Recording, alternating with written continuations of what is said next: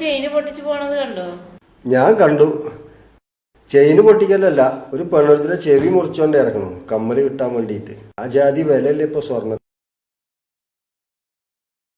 എന്താ ചെയ്യാലേ? എങ്ങനെ ഇവിടെയൊക്കെ ധൈര്യത്തില് നമ്മള് കടന്നുറങ്ങ?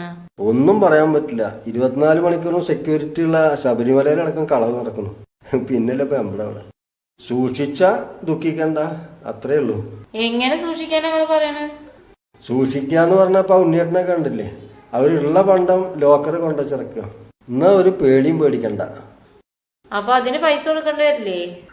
അതിനെന്താ, മാസം ചെറിയ ഒരു ശതമാനമേ കൊടുക്കണ്ടുള്ളൂ. എന്നാലും നമുക്ക് ധൈര്യമായിട്ട് ഇവിടെ കിടന്നുറങ്ങാലോ. ആകെ ഒരു കമ്മലും മാലന്നെ ഉള്ളൂ, എന്നാലും പേടി തന്നെയല്ലേ. ഞാൻ കൊടുന്നേരാ, നിങ്ങൾ ലോക്കറിൽ കൊണ്ടേക്ക്.